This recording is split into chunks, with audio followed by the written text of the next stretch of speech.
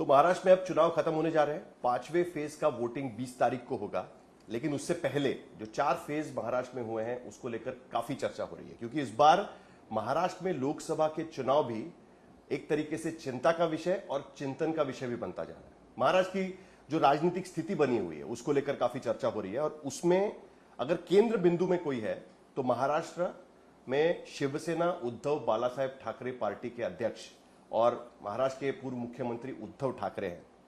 बहुत कम मौका मिलता है कि उद्धव ठाकरे मीडिया के साथ में इंटरव्यू करते हैं, और आज जो दीवार में वो एक फिल्म में डायलॉग था कि पकड़ना मुश्किल ही नहीं नामुमकिन है, लेकिन आज हमने आपको पकड़ लिया है उद्धव जी। डॉन में तो आज हमने आपको पकड़ लिया है। तो मैं ये कितनी देर तक पकड़ के रखेंगे देख लो आप। जो मौका मिला है उसका मैं पूरा फायदा उठाने की कोशिश करूंगा। सबसे पहले तो मुझे जानना है कि पहले तो नमस्कार आपको, थैंक यू। 4 फेज के चुनाव हो चुके हैं अब तक महाराष्ट्र में। आपने महाराष्ट्र का दौरा किया है, आपके हिसाब से फिलहाल महाराष्ट्र में क्या स्थिति बनी हुई है महाविकास आघाड़ी की और आपके पार्टी की? मैं जहां जहां जा रहा हूं और महाराष्ट्र घूम रहा हूं, ऐसी कोई बात नहीं कि मैं पहली बार महाराष्ट्र में घूम रहा हूं। मैं बचपन से महाराष्ट्र देखते आया हूं, क्योंकि मैं महाराष्ट्र का हूं, मराठी हूं। मेरे पिताजी, मेरे दादाजी, मतलब मेरे दादा परदादा, सबका जन्म यहीं पे हुआ। तो महाराष्ट्र और हमारा सिर्फ दिखावे का रिश्ता है ऐसी बात नहीं है, हम तो जुड़े हुए हैं इस मिट्टी से। और मुझे तो प्यार का अनुभव मिल रहा है जनता की ओर से। साथ ही साथ उनके मन में 2-3 भावना है। एक तो वो हमें फंसाया गया, पिछले 10 साल फंसाया गया, और महाराष्ट्र कभी गद्दारी माफ नहीं करता, गद्दारों को माफ नहीं करता। जो शिवसेना हिंदू हृदय सम्राट बालासाहेब ठाकरे जी ने जिसका निर्माण किया, उसी को तोड़ने की कोशिश जो की गई है, चुराने की कोशिश की गई है, महाराष्ट्र उसको बर्दाश्त नहीं कर रहा है। और लोगों के मन में एक गुस्सा है, आक्रोश है 2-3 चीज़ों का। जैसे मैंने कहा कि हमें फंसाया गया, शिवसेना के साथ मतलब महाराष्ट्र के साथ गद्दारी की, ये भावना मुझे दिखाई दे रही है। लेकिन फिर भी कहीं ना कहीं ये कहा जाता है कि सिर्फ सिंपैथी से काम नहीं चलेगा। नहीं ना, सिंपैथी नहीं है, हमारे पास योजनाएं हैं, प्रधानमंत्री की डायरेक्ट ट्रांसफर की योजनाएं हैं हमारे पास, और डायरेक्ट ट्रांसफर हुए ना, लाभार्थी की योजनाएं हमारे पास, उसके आधार पे हम वोट मांगते हैं। या दोनों चीजें हैं। डायरेक्ट ट्रांसफर की योजना है, मतलब ईडी का नोटिस जाती है तो आदमी डायरेक्ट ट्रांसफर होता है बीजेपी के खाते में, और बीजेपी लाभार्थी होती है। तो ये डायरेक्ट ट्रांसफर और लाभार्थी की योजना है उनकी। इसके अलावा क्या है? नहीं, लेकिन इसके अलावा भी तो मुद्दे हो सकते हैं कई बार। मुद्दे तो है, लेकिन जो बात आपने कही ना कि शायद इस 2 योजना जो महाराष्ट्र में चल रही है पूरे देश में, आप अगर बीजेपी की कैंडिडेट लिस्ट पर नजर डाले पूरे महाराष्ट्र या पूरे देश के, मेरी जानकारी के अनुसार कम से कम 125 के आसपास लोग कांग्रेस से आए हुए हैं। महाराष्ट्र की बात करें, मुंबई की बात करें, मुंबई में 6 प्रत्याशी है, 6 जगह है, तो 6 में से 4 जगह, दो जगह पर शायद बीजेपी के लोग हैं। एक पीयूष गोयल है, एक कोटेचा है, बाकी चारों 4 बाहर से लाए हुए हैं। और उनमें से 3 तो जिनके ऊपर 2 में तो उनके ऊपर तो ईडी की इंक्वायरी चल रही है, आरोप जिनके ऊपर लगाए, अब उन्हीं की पालकी बहाने की एक मजबूरन हालात स्थिति बीजेपी पर आई हुई है। हमने ये सवाल देवेंद्र फडणवीस को पूछा था कि जिन प्रत्याशी देखो, मेरी लड़ाई अभी देवेंद्र से है ही नहीं। ठीक है, देवेंद्र इस चुनाव का मुद्दा ही नहीं है। मेरी लड़ाई जो तानाशाह बैठे हैं दिल्ली में उनके साथ है। तो देवेंद्र की जवाब प्रश्न को उत्तर में क्यों? ठीक है, मैं कहता हूं कि बीजेपी नेताओं से हमने ये सवाल पूछा था, और बीजेपी के नेता केंद्र के हो तो शीर्ष नेता, यहाँ के शीर्ष नेता तो नीचे है, यहाँ तो पता नहीं क्या है उनकी। देखो, पहले तो देवेंद्र जी मुख्यमंत्री थे, हम साथ थे उनके। फिर उन्होंने एक नारा दिया था, मी पुन्हा येईन, मैं वापस आऊंगा। मराठी में कहा था, मी पुन्हा येईन, मी पुन्हा मतलब मैं वापस आऊंगा, चपरासी हो जाऊंगा फिर भी मैं वापस आऊंगा। तो अभी वो चपरासी बन कर आए हैं। तो ऐसे नेताओं को क्या जवाब था? आपकी वजह से वो वापस नहीं आ पाए, लेकिन मेरे वजह से तो बैठे थे ना, 5 साल बैठे थे। उनकी सरकार उस वक्त बहुमत नहीं था। आपने कहा कि धोखाधड़ी हुई है महाराष्ट्र के साथ में, कहीं ना कहीं इसकी शुरुआत 2018 से नहीं होती। आपने सबके सामने कहा था कि आपने सबके सामने कहा था कि अब कुछ भी हो जाए हम बीजेपी के साथ गठबंधन नहीं करेंगे, और 19 में आपने गठबंधन किया। देखो, ये सारी बातें, इसका उत्तर मैंने कई बार दे चुका हूं। तो मुझे ऐसे लगता है कि अब 2 दिन पर चुनाव आए हैं, और लोगों ने ये सारी बातें देखी है अलग अलग चैनल पर, तो हमारा समय क्यों बर्बाद करें? तो आज के समय का जो प्रश्न है, आज के समय, आज की चुनाव की, उसके ऊपर हम बात करते हैं। नहीं, लेकिन ये सवाल इसलिए बार बार उठाया जाता है क्योंकि लेकिन बार बार उत्तर तो दिया है मैंने। नहीं, उसका कारण मैं आपको बताता हूं सर। उसका कारण यह है कि महाराष्ट्र में एक विशिष्ट परिस्थिति बनी हुई है, पॉलिटिकल स्थिति बनी हुई है, और कई बार लोग इस बारे में कंफ्यूज्ड हैं कि नहीं है, असली है कौन है, Confused नकली कोई कौन है। कंफ्यूज नहीं है। प्रधानमंत्री यहां पर आकर भाषण करते हैं तब भी वो असली नकली की बात करते हैं, और ऐसे में फिर आपसे उम्मीद की जाती है कि आप इसका जवाब देकर। वो एक गाना मुझे लगता है, शायद अगर मैं भूला नहीं हूं तो देवानंद का है या किसका है, असली क्या है नकली क्या है पूछो दिल से जरा। अगर प्रधानमंत्री जी के उनके पास दिल होगा तो उनको कहिए कि पूछो दिल से जरा, असली क्या है नकली क्या है पूछो दिल से जरा। वो कह रहे हैं कि आप बाला साहब की विरासत आगे नहीं लेकर जा रहे, जो हिंदुत्व की विरासत है वो आप आगे लेकर नहीं जा रहे। आपने कांग्रेस के साथ अलायंस किया तो आप असली नहीं है। नरेंद्र मोदी कौन होते मुझे सर्टिफिकेट देने वाले? जो नवाज शरीफ का केक खाने वाले लोग मेरे हिंदुत्व के ऊपर सवाल कैसे उठा सकते हैं? और नरेंद्र मोदी जी की जैसी नकली डिग्री है वैसे उनके सर्टिफिकेट की कोई आवश्यकता नहीं है, और उनसे कोई सर्टिफिकेट मांगा भी नहीं है। और जो गद्दार उन्होंने साथ लिए हैं उनको वो असली का सर्टिफिकेट देते हैं, तो उसी में उनका झूठापन और जुमला सामने आता है ना। तो उनको वो कौन होते हैं मुझे सर्टिफिकेट देने वाले? और 4 जून के बाद वो प्रधानमंत्री नहीं रहेंगे, सिर्फ एक नरेंद्र मोदी रहेंगे। जैसी 40 करोड़ जनता है वैसे उनमें से एक रहेंगे। लेकिन ये कॉन्फिडेंस आपको कहां से आ रहा है? बीजेपी ये कह रही है कि देखिए, ये बात ठीक है कि भाई जो 14 और 19 में प्रधानमंत्री नरेंद्र मोदी की लहर थी उस तरीके की लहर नहीं भी होगी, तब भी इंडिया अलायंस के सामने कोई विकल्प देने की कोशिश नहीं है। वो अभी भी नहीं, एक मिनट, विकल्प की अगर बात करें तो अब तो चुनाव हारने जा रहे हैं पहली बार। फिर मोदी जी ने कहा था कि 75 साल के बाद कोई राजनीति में नहीं रहना चाहिए, मतलब 2 साल के बाद प्रधानमंत्री तो अब नहीं रहेंगे, मोदी जी भी राजनीति में नहीं रहेंगे। तो बीजेपी के पास विकल्प क्या है? अमित शाह है या बाकी सारे नहीं है ना। वो तो चेहरा आज चेहरा क्यों नहीं लाते? जब उनके पास ऑलरेडी मोदी का चेहरा है तो फिर मोदी चेहरा नहीं चल रहा है ना, इसलिए तो बाला साहब का चेहरा वो इस्तेमाल कर रहे हैं। उनकी मजबूरी ऐसी हुई है, वो फंस गए। उनको अब पता चला कि उनको रिस्पांस नहीं मिल रहा है। लहर तो गई, लहर तो नहीं है, लेकिन अब चुनाव के आधे रास्ते पर चेहरा कैसे बदली करे? और बदली कर कोई ऐसा चेहरा है जो चुनाव जीता कर दे सकता है? ऐसा कोई चेहरा नहीं है। उद्धव जी, एक इंटरेस्टिंग बात यहाँ पर यह भी और दूसरी बात ऐसी है, अच्छा ठीक है आपका सवाल। नहीं, एक बात यहाँ पर यह भी नजर आ रही है कि पहली बार शिवसेना मुस्लिम समुदाय के पास रीच आउट कर रही है। अब तक शिवसेना का ये और इसका जिक्र किया गया कि वोट जिहाद की कोशिश की जा रही है मुंबई में। हाँ, और बीजेपी वोट गद्दार की कर रहे हैं। वोट गद्दार, वोट का भ्रष्टाचारी, वो तो ज्यादा खतरनाक है। गद्दारी किसी के जो अपने माता समान शिवसेना के साथ गद्दारी कर सकता है, वो किसी के साथ भी गद्दारी कर सकते हैं। तो वोट गद्दार चल रहा है उनका अभी।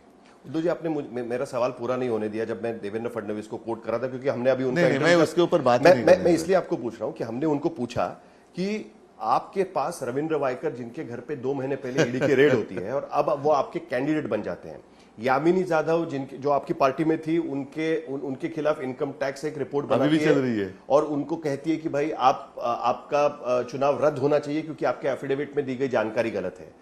उनका यह कहना था कि जब तक कोई आरोप साबित नहीं होता तब तक वो ये नहीं करते। आपको इन लोगों के बारे में क्या लगता है? क्या ये लोग भ्रष्टाचारी थे, या पहली बात ऐसी है, आपके साथ भी जब तक थे तब तक ठीक था, लेकिन अब उधर गए तो आप उनको कह रहे हैं गद्दार? देखो, ऐसे है कि अब मेरे से टूट गए इसलिए मैं वो भ्रष्टाचारी है ऐसे नहीं कह रहा हूं।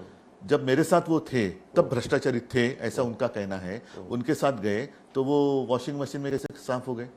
और भ्रष्टाचार के आरोप मैंने नहीं लगाए थे, आप ही ने तो लगाए थे। और आप ही ने तो ईडी, इनकम टैक्स, जो आपके जैसे घर में काम करने वाले नौकर जैसे लोग हैं, उनको आप ही ने भेजा था। और एक तो जो हम गद्दारी कहूंगा मैं, मेरे परिवार के जैसा था, उन्होंने तो खुला स्टेटमेंट दिया है कि उनके सामने 2 ही रास्ते थे, मतलब एक जेल नहीं तो बीजेपी।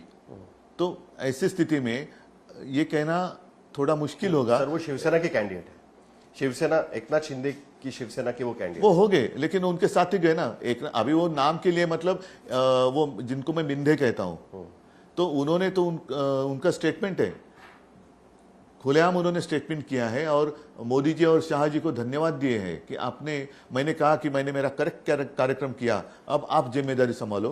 तो मैं उनका शुक्रगुजार हूं, क्योंकि उन्होंने असली शिवसेना और जो शिवसेना का सिंबल है वो हमें दे दिया। मतलब ये पूरी साजिश है, वो करने वाले ऊपर के दो लोग हैं। फिर ये चुनाव आयोग का नाटक था, यहाँ का ट्राइब्यूनल का नाटक था, और सबसे ज्यादा बड़ी बात ऐसी है कि अब तक सुप्रीम कोर्ट का फैसला नहीं आया है। तो क्या मोदी जी नकली सेना कहकर सुप्रीम कोर्ट पर दबाव डाल रहे हैं कि मेरी इच्छा ये है कि इनको आप नकली कहो?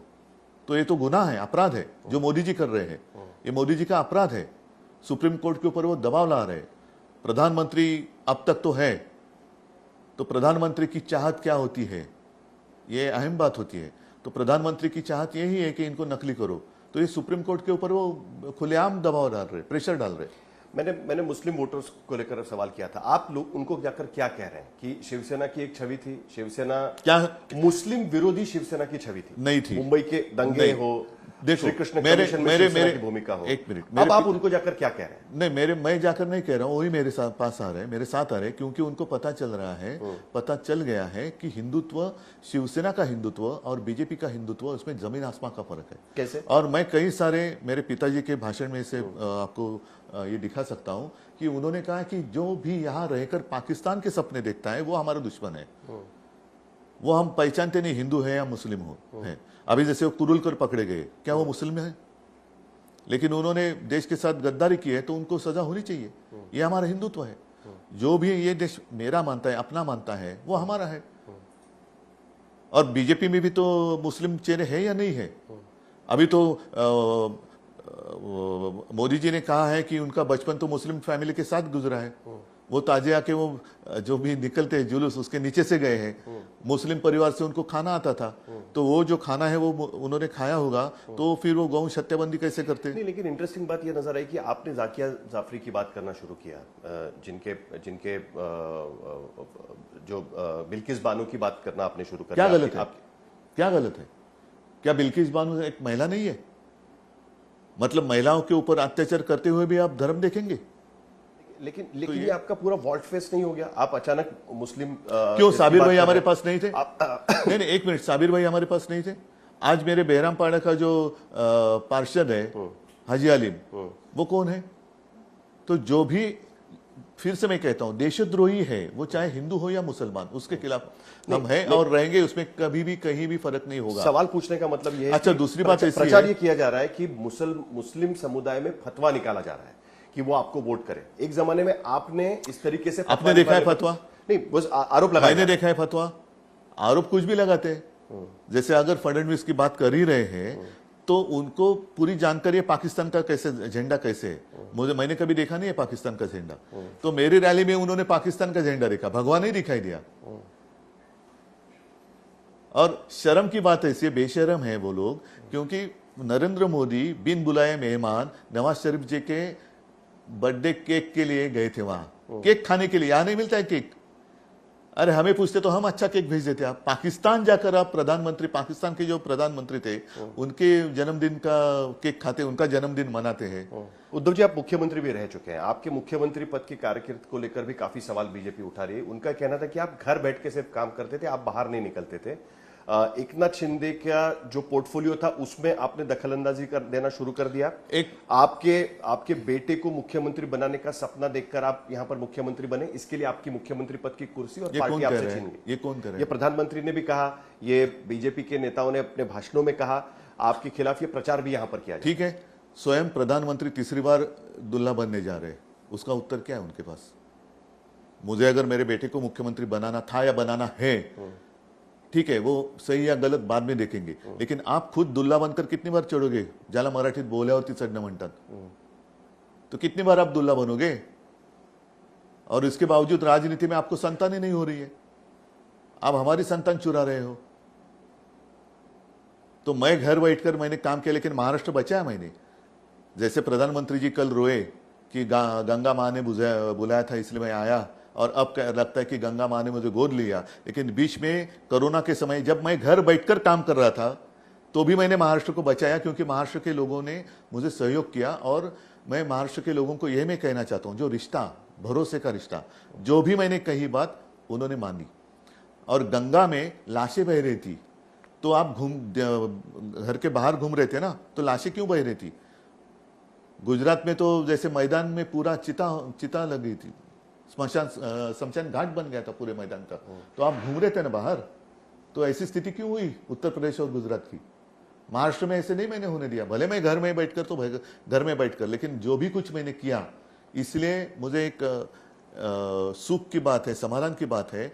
मुख्यमंत्री प्रधानमंत्री आज तक कहीं आए, इसके बाद भी कहीं बहुत आएंगे, लेकिन मेरे महाराष्ट्र की जनता मुझे परिवार का अपना एक हिस्सा मानते हैं। लेकिन आप मिलते नहीं थे किसी से, आपके विधायकों से नहीं मिलते थे, मंत्रियों को शिकायत थी कि आप नहीं मिलते, ये भी तो बात थी, उसी को लेकर तो सवाल उठाया जाता है। अब ये जो जाकर रोजाना मोदी जी के अगल बगल में बैठते हैं, उनको मैं नहीं मिलता था। अमित शाह के गोद में बैठते हैं, उनके कंधे पर चढ़ते हैं जो गद्दार गए हैं। कभी कभी पता ही नहीं चलता, जो दाढ़ी वाले गए उनको पता नहीं चल रहा है कि खुद की दाढ़ी खुजा रहे कि बाजू वाले की दाढ़ी खुजा रहे, इतने करीबी हैं। आप आपने जो काम किया उससे संतुष्ट है? आपने 2-2.5 जहां साल काम तक किया, मैं मानता हूं, मैंने काम किया हुआ खराब किया होता तो लोग मुझे स्वीकारते नहीं। जहां भी मैं जाता हूं लोग मेरे करीब आते, और यही एक कारण है मुसलमान हमारे साथ आने के लिए, क्योंकि मैंने उसमें भेद नहीं किया। धारावी मॉडल जिसकी सराहना विश्व में हुई, क्या उसमें हिंदू मुस्लिम सिख ईसाई मैंने नहीं देखा? मालेगांव में नहीं देखा? हर जगह मैंने मेरा कर्तव्य निभाया और मैंने अलग कुछ नहीं किया। जितना मैं कर सकता था मैंने किया, मेरी जिम्मेदारी थी वो मैंने निभाई। क्या आपको लगता है कि जो ठाकरे परिवार जिसके लिए जाना जाता है कि रिमोट कंट्रोल से सरकार चलाई है, कुछ गड़बड़ हो गई कि आप खुद उस कुर्सी पर जाकर बैठ के हाइंडसाइट में जब इसके बारे में भी मैंने कई बार बात कही है। आपको लगता है कि अगर आप बाहर रहकर काम करते तो ज्यादा बेहतर? मुझे ऐसे लगता है कि ये सारे सवाल जवाब हुए हैं। आज के दिन जो चुनाव होने जा रहा है, महंगाई पर बात क्यों नहीं हो रही है? बेरोजगारी पर बात क्यों नहीं हो रही है? महिलाओं के अत्याचार के ऊपर बात क्यों नहीं हो रही है?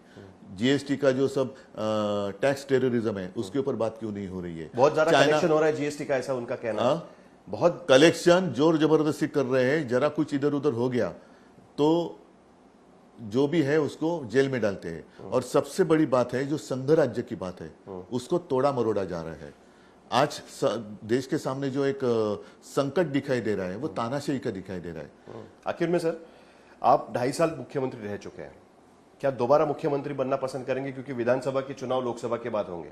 मैं सेमीफाइनल क्वार्टर फाइनल नहीं कहूंगा, लेकिन क्या आप अपना चेहरा लेकर, पिछली बार तो आपने कहा कि शरद पवार ने कहा या बाकी पार्टी लोगों ने कहा कि आपको ही मुख्यमंत्री बनना चाहिए, आपने जो रीजन सबके सामने रखे वो पब्लिक डोमेन में है, लेकिन क्या इस बार आप अपना चेहरा लेकर लोगों के पास जाएंगे और कहेंगे कि मुझे मैंडेट दीजिए, मैंने 2.5 साल काम किया? अभी तो मैं मेरा ही चेहरा लेके जा रहा हूँ। नहीं, मुख्यमंत्री बनने के लिए। मैं सपने देखने वालों में से नहीं हूं, लेकिन जिम्मेदारी टालने वाला मैं नहीं हूं।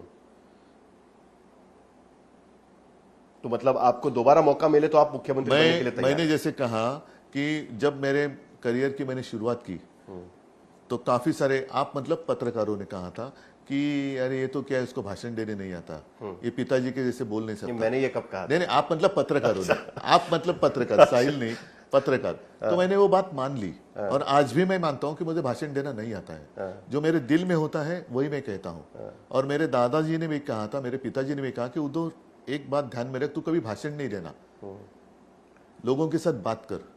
तो मेरे दिल में जो होता है मैं दिल से बात करता हूं। मन की बात अलग होती है, मन सोचता है, दिल सोचता नहीं। तो मैं दिल की बात करता हूं और लोगों को अगर अच्छी लगे तो वो स्वीकार करेंगे, नहीं करेंगे। अभी भी मेरा सवाल कायम है, क्या दोबारा आपको मुख्यमंत्री बनने का मौका मिले तो आप अभी भी रिस्पॉन्सिबिलिटी लेंगे मुख्यमंत्री? एक मिनट में साफ करना चाहता हूं कि ऐसे सपने देखते देखते कई लोग बेचारे निकल गए। तो मैं इसलिए कहता हूं कि मैं सपने देखने वालों में से नहीं हूं, और उस वक्त भी मेरा सपना नहीं था मुख्यमंत्री बनना, स्वीकार करना पड़ा और मैंने जिम्मेदारी निभाई और जो भी मैं कर सकता था मैंने करके दिखाया।